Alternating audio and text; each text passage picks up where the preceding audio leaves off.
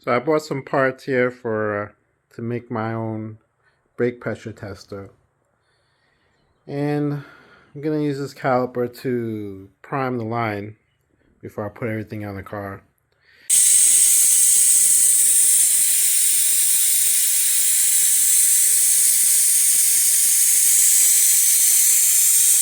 Seems to be working.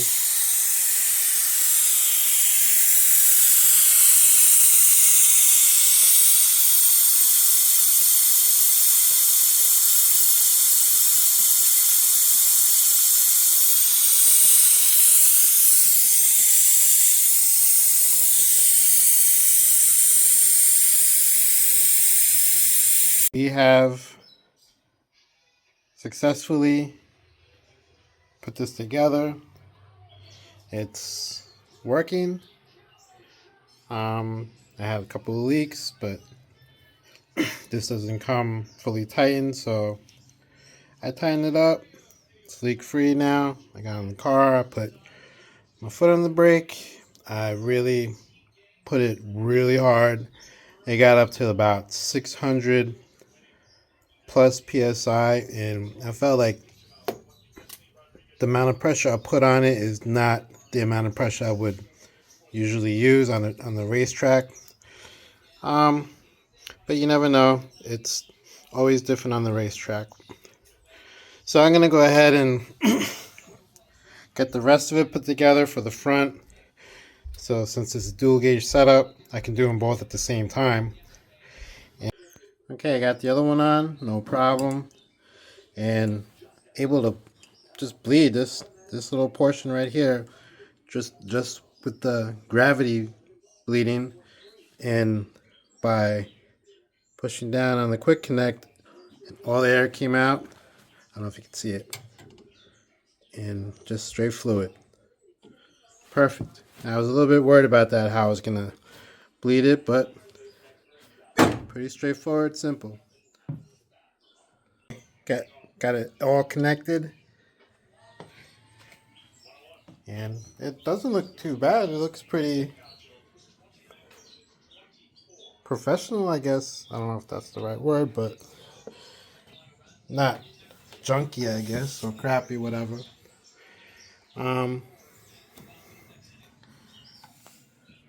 Gonna jump in and give it some pressure. Okay, here it is.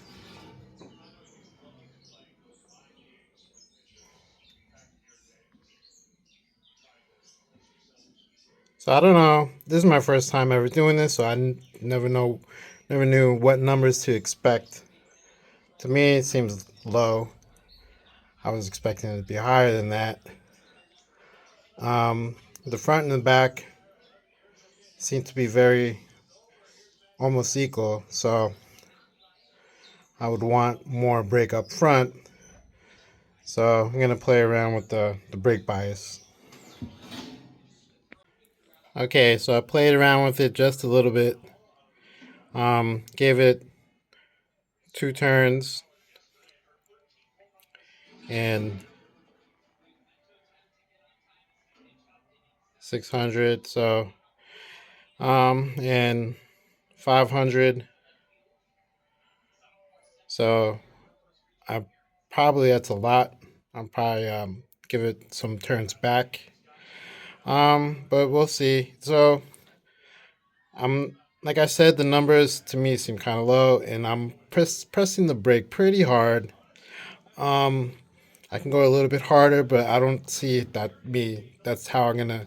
That's not the amount of pressure I'd put on at the racetrack, especially with this car. They would definitely lock up at that point. So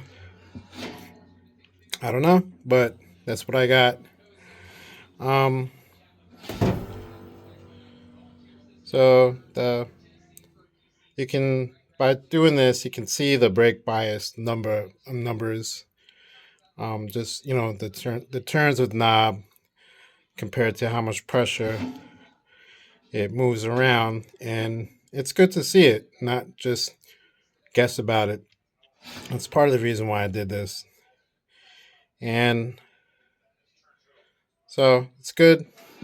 tool for me to play around with and get more of a visual.